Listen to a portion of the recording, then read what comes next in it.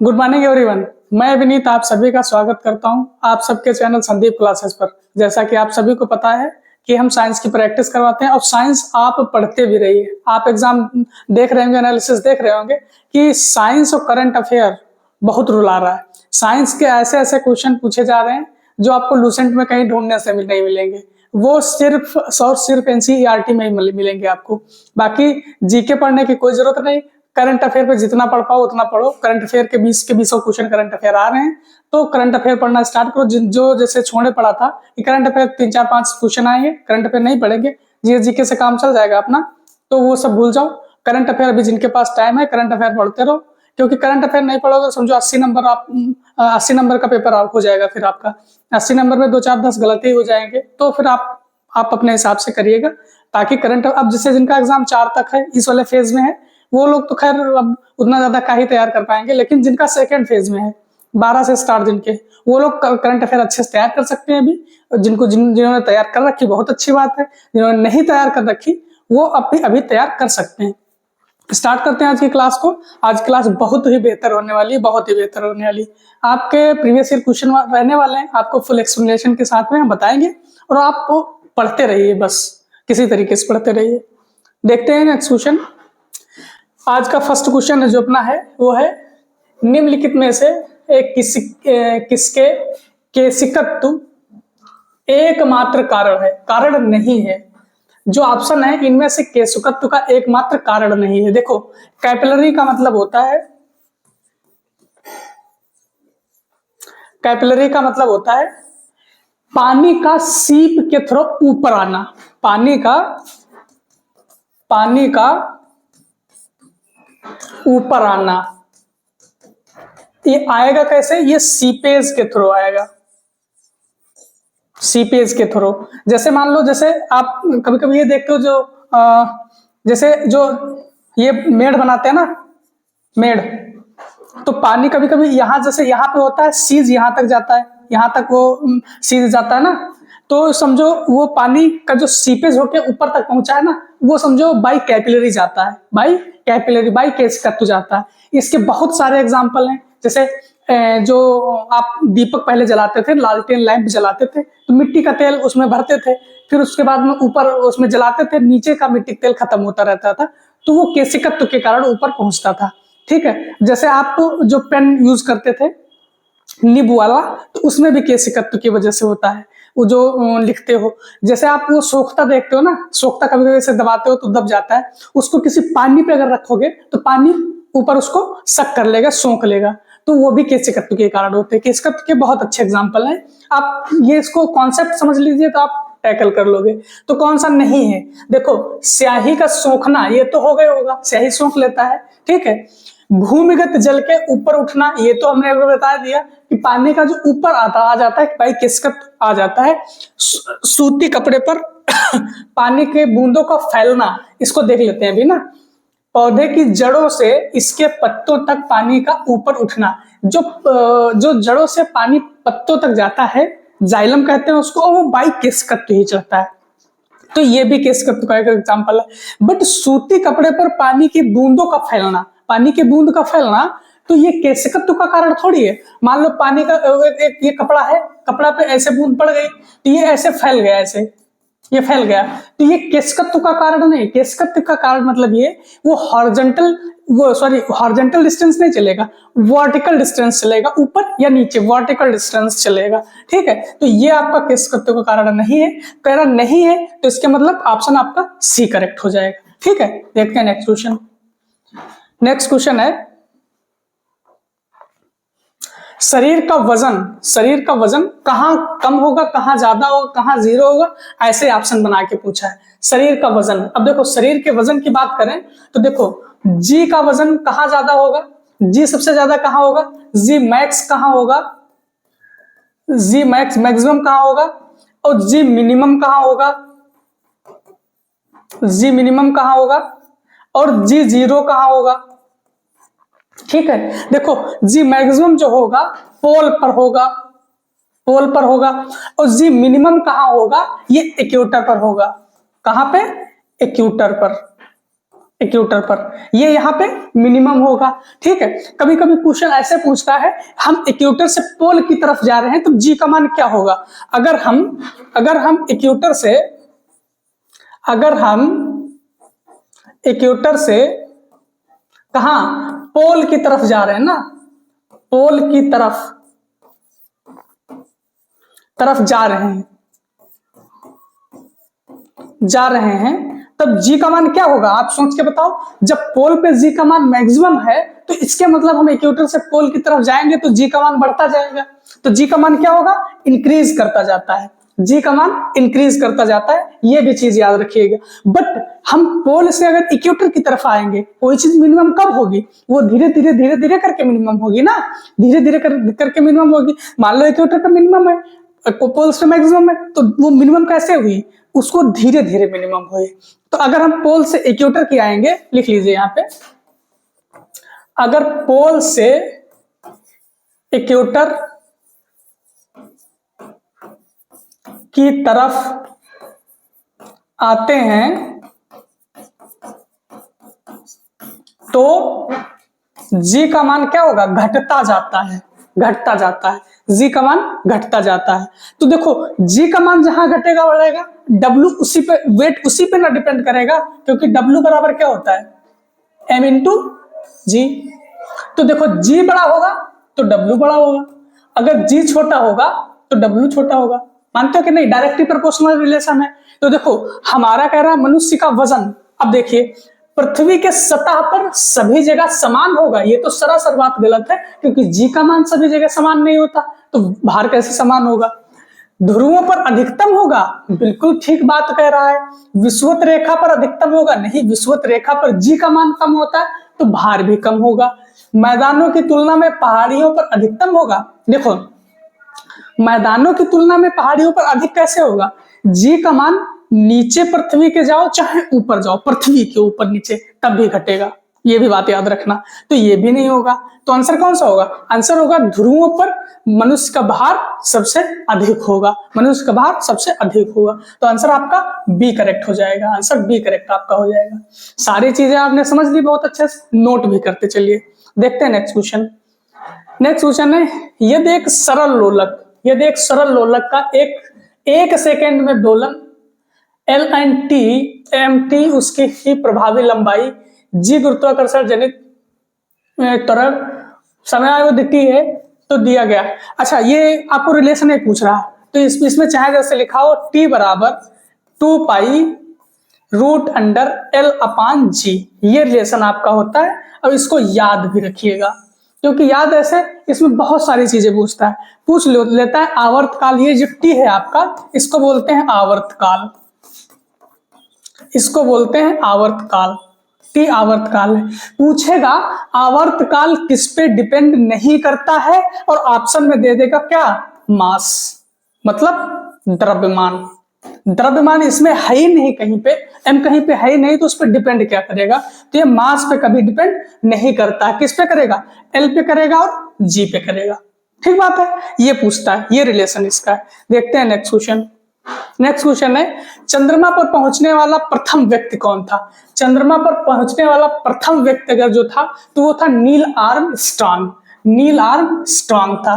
और जो ये जो आपकी जुको तेबई है, ये हिमालय पर चढ़ने वाली पहले, हिमालय पर चलने वाले, जो हिमालय है,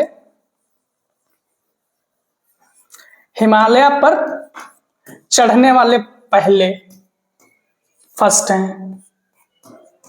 ठीक है, यूरी गागरिन जो है नील आर्मस्ट्रांग के साथ में गए थे, ये दूसरे हैं। ठीक है, देखते हैं नेक्स्ट क्वेश्चन।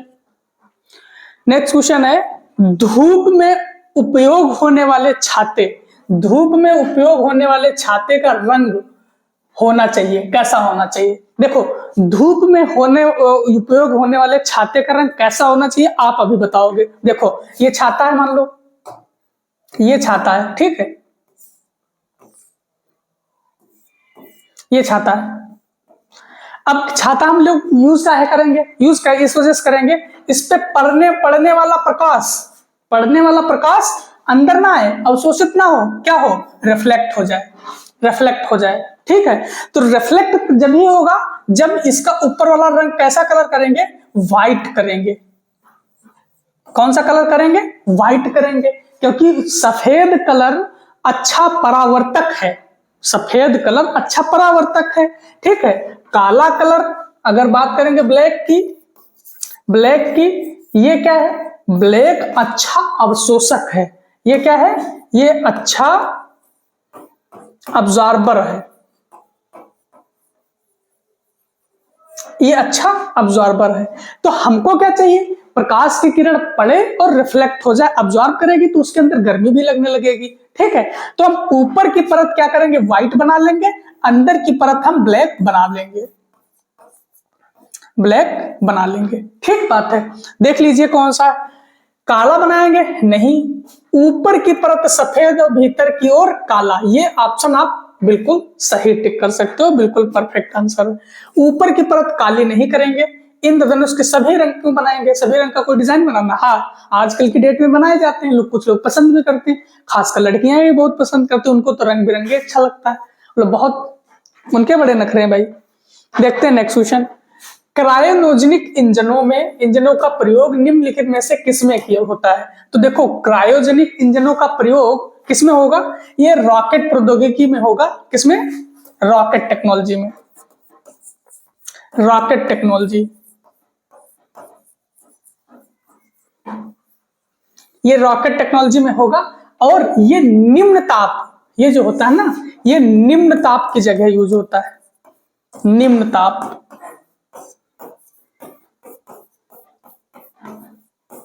अब उच्च ताप भी होता है, उच्च ताप के लिए क्या करते हैं, पाइरोमीटर, पाइरोमीटर यूज करते हैं, पाइरोमीटर, ये कितना 800 डिग्री सी से अधिक ताप नापता है पाइरोमीटर, ठीक है। तो आंसर कौन सा होगा, आंसर होगा आपका डी। देखते हैं नेक्स्ट क्वेश्चन, नेक्स्ट क्वेश्चन है, मैदान की अपेक्षा रेगिस्तान की रात अधिक ठंडी होती है क्योंकि, देखो रेगिस्तान में बालू होता है, बालू हीट को अब्जॉर्ब नहीं करता है, वो जितनी जल्दी ठंडा होगा उतनी जल्दी गर्म भी हो जाता है, उसकी इसी वजह से दिन में बहुत गर्म और रात में बहुत ठंड होती है वहां पे। देखो वायुमंडल में धूल के कण नहीं होते, ये तो कोई रीजन ही नहीं वहां का, धूल के कण वायुमंडल तो वही और ज्यादा होते हैं धूल के कण रेगिस्तान क्षेत्र में। बालू जितनी जल्दी गर्म होती है उतनी जल्दी ठंडी भी होती है, ये ऑप्शन आप सही टिक कर सकते हो। पेड़ पौधे नहीं हो पाए जाते, पेड़ पौधे ऐसा नहीं, झाड़ियां पाई जाती हैं जिनको जीरोफाइट्स बोलते हो ना, जीरोफाइट्स, ये जीरोफाइट्स ये मरुस्थलीय में पाए जाते हैं, रेगिस्तान में ही पाए जाते हैं।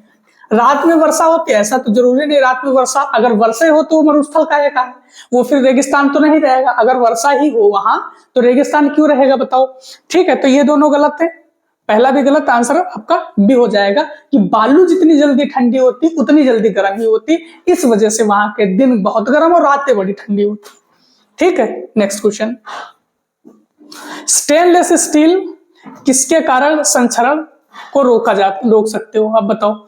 स्टेनलेस स्टील जो होता है ना, इसमें क्रोजन नहीं लगता है, क्रोजन नहीं लगता, बट वाई, बिकॉज क्रोमियम की इस पे पेंट चढ़ा देते हैं, क्या कर देते हैं, क्रोमियम की पेंट चढ़ा देते हैं उस पे, तो इस वजह से ये जंग रोधी हो जाता है, आंसर आपका डी करेक्ट हो जाएगा। देखते हैं नेक्स्ट क्वेश्चन, नेक्स्ट क्वेश्चन है, निम्नलिखित को उनके रासायनिक सूत्र से ही जोड़ियां बनाइए, सूची 1 सूची 2। देखो प्राकृतिक गैस हम CH4 मीथेन को बोलते हैं, हास्य गैस नाइट्रस ऑक्साइड को बोलते हैं, शुष्क बर्फ हम कार्बन डाइऑक्साइड को ड्राई आइस बोलते हैं, अमोनिया NH3 हम बोलते हैं। मिलान आप कर लीजिए, ठीक है। देखो प्राकृतिक गैस की बात करें तो CH4 हो गया, हास्य गैस नाइट्रस ऑक्साइड हो गया, अमोनिया हो गया और शुष्क बर्फ कार्बन डाइऑक्साइड हो गया, तो आप मिलान कर लीजिए इसको।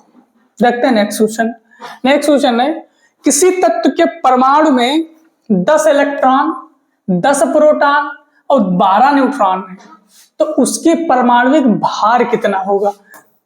देखो अगर बात करेंगे यहां पे क्या होगा, प्रोटॉन प्रोटॉनों की संख्या, इलेक्ट्रॉनों की संख्या यहां पे होगी, यहां पे होगी परमाणु भार, यहां पे परमाणु द्रव्यमान भी होता है, सॉरी परमाणु क्रमांक, परमाणु क्रमांक, इसको परमाणु भार कहो या फिर कहो परमाणु द्रव्यमान, द्रव्यमान। जो इसका और इसका डिफरेंस होगा वो होगा न्यूट्रॉनों की संख्या, वो होगा न्यूट्रॉनों की संख्या, वो होगा न्यूट्रॉनों की संख्या। अब देखो बना लीजिए इसको, क्या कह रहा है, 10 इलेक्ट्रॉन और 10 प्रोटॉन, बात वो की है, 10 आ गया, ठीक है। कह रहा है 12 न्यूट्रॉन है, 12 यहां है, तो यहां पे हम x मान लें तभी उसको निकाल लेंगे, तो x माइनस 10 बराबर 12, तो x बराबर हो गया 22। मैथ आप लोग बहुत अच्छे, आप देख सकते हो माइनस उधर जाएगा प्लस, 10 12 22, 22 होगा आंसर, ठीक है। देखते हैं नेक्स्ट क्वेश्चन। नेक्स्ट क्वेश्चन, निम्न में से कौन सी धातु आतिशबाजी में चमकीला श्वेत प्रकाश, सफेद प्रकाश की बात करेगा तो सोडियम देगा, अगर गुलाबी प्रकाश की बात करेगा तो नियोन देगा, अगर लाल की बोलेगा तो स्टेंसियम देगा। सारी बातें आप याद रखिएगा। देखते हैं नेक्स्ट क्वेश्चन। बॉयल्स नियम निम्नलिखित में से किस स्थिति में लागू होता है? बॉयल्स नियम की अगर बात करें तो मैंने बहुत बार ये जब क्वेश्चन आए हैं ऐसे हमने हमेशा से बताया है, क्या पीवीटी और बीसीजी, ठीक है। बॉयल्स में याद रखना है P direct inversely proportional to volume होता है और कांस्टेंट क्या होगा इसमें, सामने वाला टेम्परेचर, ठीक है। तो देखो pressure inversely proportional to volume, नियत दाब, देखो बॉयल्स नियम किस पे लागू होगा, नियत टेम्परेचर पे, नियत तापमान दिया है यहाँ पे, तापमान जब नियत रहेगा, तापमान कांस्टेंट रहेगा तब लगेगा, या तो इसमें यह दिया रहता pressure is inversely proportional to, या फिर pressure inversely proportional to, inversely proportional to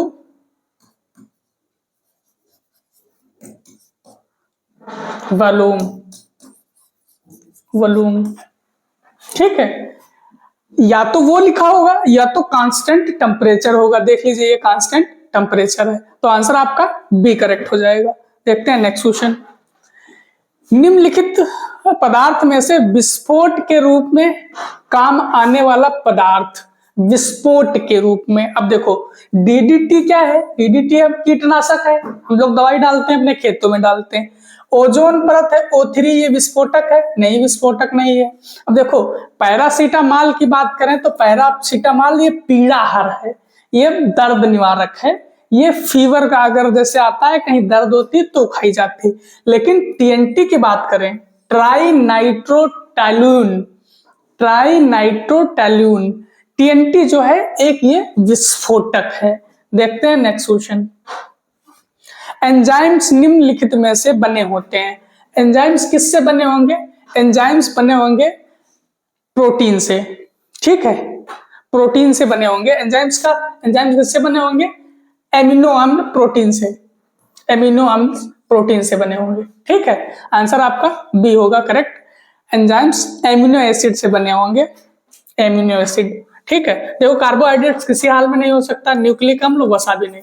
अब वसा से कितनी ऊर्जा मिलती है, तो 9.2 कैलोरी ऊर्जा वसा से मिलेगी। कार्बोहाइड्रेट्स की बात करेंगे तो 4.2 कैलोरी कार्बोहाइड्रेट्स से मिलेगी। अगर इंस्टेंट एनर्जी चाहिए होती है तो हम कार्बोहाइड्रेट्स लेते हैं, अगर धीरे धीरे चाहिए होती है तो हम वसा लेते हैं। क्वेश्चन आता है, एक एथलीट्स है जिसको तुरंत एनर्जी चाहिए तो ग्लूकोज पिलाया जाता है, जो कि तुरंत एनर्जी उसको मिलती है।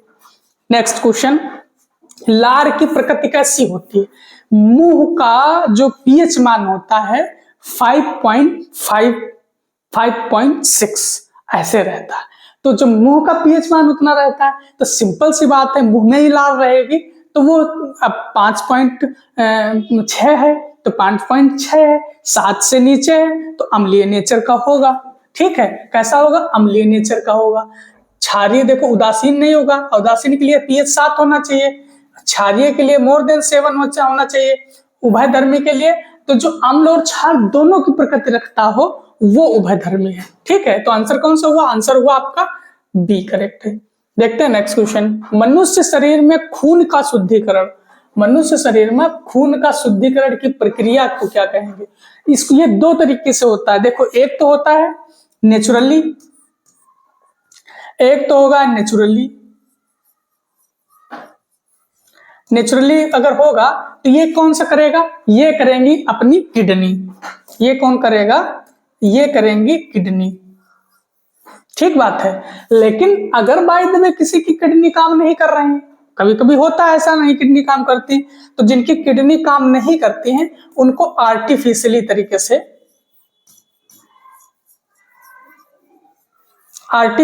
तरीके से उनका ब्लड प्यूरिफाई करवाया जाता है। उसको बोलते हैं हम, क्या बोलेंगे? डायलिसिस। क्या? डायलिसिस बोलेंगे। ठीक है, तो उनको डायलिसिस द्वारा ब्लड का शुद्धिकरण किया जाता है, जो कि यूरिया छाना जाता है। देखो, मनुष्य क्या करते हैं? मनुष्य यूरिया छानेंगे, बट पक्षी क्या करते हैं? पक्षी अमोनिया निकालते हैं, अमोनिया एक्सक्रीट करते हैं। तो आंसर कौन सा हो जाएगा? डायलिसिस। आंसर ए करेक्ट हो जाएगा। नेक्स्ट क्वेश्चन है, खाने का नमक NaCl किससे बना होता है? किससे बना होगा? तो खाने का नमक NaCl है, ये मजबूत अम्ल और मजबूत क्षार है, तो लवण और जल बनाता है। मजबूत अम्ल, मजबूत क्षार, लवण प्लस जल बनाएगा। देखो, कमजोर नहीं होगा, ये भी कमजोर है। मजबूत अम्ल और मजबूत क्षार मिलके लवण प्लस जल बनाएंगे। देखते हैं नेक्स्ट क्वेश्चन। पृथ्वी की सतह का पलायन वेग कितना होगा? देखो, पलायन वेग ये वो वेग है कि अगर इस वेग से हम फेंकेंगे कोई वस्तु को, तो जो स्पेस है उसको क्रॉस कर जाएगा और अपने वायुमंडल से बाहर चले जाएगा, अपने स्पेस से बाहर चला जाएगा, जो कि फिर कभी नहीं वापस आएगा। ये वो वेग है पलायन, एस्केप वेलोसिटी बोलते हैं इसको। अगर पृथ्वी की बात करें तो 11.2 किलोमीटर पर सेकंड की स्पीड से फेंकेंगे तो हमारा पृथ्वी से पार जाएगा। अगर मून की बात करेंगे, मून चंद्रमा की बात करेंगे, तो 2.43 किलोमीटर पर सेकेंड है। इसी वजह से वहां के वायुमंडल में गैसें नहीं रुकती हैं, क्योंकि वहां का पलायन वेग इतना कम है, तुरंत पलायन कर जाती हैं। अब यही वजह है कि सन में 42.4 किलोमीटर पर सेकेंड है, तो इसका इतना ज्यादा है, तो इसी वजह से सारी गैसों को पकड़ के रखता है सन। ठीक है, तो क्या होगा? 11.2 किलोमीटर पर सेकेंड है एस्केप वेलोसिटी। देखते हैं नेक्स्ट क्वेश्चन। भूकेंद्रीय और सूर्य केंद्रीय शब्द किसे संदर्भित करते हैं? तो भूकेंद्रीय और सूर्य केंद्रीय शब्द, भूकेंद्रीय और सूर्य केंद्रीय शब्द किसे संदर्भित करेंगे? देखो, रोमन दर्शन शास्त्र में विचार के दो स्कूल को, ऐसा बिल्कुल भी नहीं। भूकेंद्रीय आप समझ में आ रहा कि ये भू का नाम आपका पृथ्वी से रिलेटेड है, सूर्य केंद्रीय मतलब सन से रिलेटेड है। ठीक है, तो प्राचीन ग्रीस धर्म है? नहीं। अग्रणी दूरबीन के मॉडल को? नहीं। ऑप्शन ए ही आपका सही होगा। पृथ्वी और सूर्य के चारों ओर नक्षत्रीय वस्तुओं की गति को प्रतिबंधित करने वाले नियम को, किसको? पृथ्वी और सूर्य के चारों ओर नक्षत्रीय वस्तुओं की गति को प्रतिबंधित करने वाले नियम को हम क्या कहेंगे? भूकेंद्रीय और सूर्य केंद्रीय बोलेंगे। देखते हैं नेक्स्ट क्वेश्चन है, रक्त का इनमें से कौन सा घटक ऑक्सीजन का परिवहन करता है? ऑक्सीजन का परिवहन, अब बच्चे को रटा दिया है मैंने कि आरबीसी ऑक्सीजन का परिवहन करता है। ऑक्सीजन का परिवहन आरबीसी करता है। रोग प्रतिरोधक क्षमता डब्ल्यूबीसी बनाएगा। लिक्विड पार्ट प्लाज्मा हो गया। प्लेटलेट्स रक्त का थक्का जमाने में यूजफुल होता है। तो आंसर कौन सा होगा? आंसर डी हो जाएगा।